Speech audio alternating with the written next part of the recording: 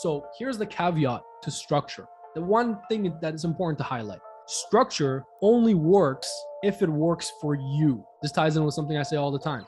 It's not about what works. It's not about looking at the most successful entrepreneurs and seeing what works. It's about what works for you. That's the only way possible you can stick to something over a long period of time and get results from it. I'll give you an easy example. Talking about Tim Grover, in the book Winning, he talks about MJ, Michael Jordan, and Kobe, two of the greatest to ever do it, right? People would throw LeBron in there as well. I would say Kobe and MJ are in a league of their own. They're like the legends, right? If you compare those two guys, Tim Grover talked about in the book how Michael Jordan prioritized sleep.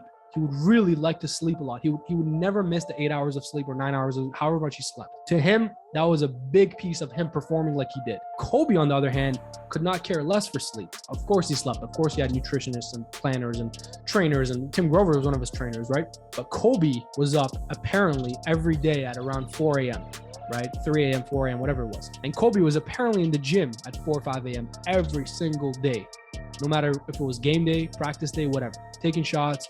I think he had like, I don't know, 100 shots, 500 shots, something. He had a target by 7 a.m. And there's an interview of Kobe actually saying, if I wake up every day at 3 a.m., I'm in the gym at 5 a.m.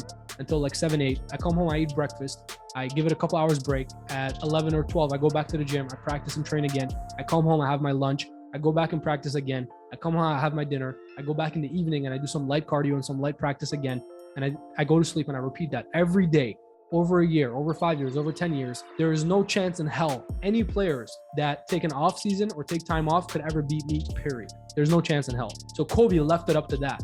He didn't want to leave any margin of error. I'm more along that line of thought. That's what drives me. It's also because I'm extremely competitive at nature, so I know myself. It's a big value of mine to be winning with my own priorities. So to me, whenever I don't wake up at 4 a.m. or 4:30 a.m., I feel like I've lost. Like I feel emotionally defeated, and I still go through the day. I still do my thing. I still do whatever needs to get done, and I don't let emotions stop my progress. But that being said, I feel like I've lost. That's just how it is. That's just the reality. Because to me, at the levels that I want to play and the goals and targets that I have that Kobe mentality. I need to be doing that for a decade to completely separate myself from anyone and everyone who's not willing to do it. It depends on what works for you, right? So you have Kobe, you have MJ, both legends at what they do, greats at what they do. One likes to prioritize sleep, one likes to be up, and sleep is not a factor. It's more to him that checking off the win. I'm outworking everybody. To him, that's the factor. So you need to know yourself. Does that make sense?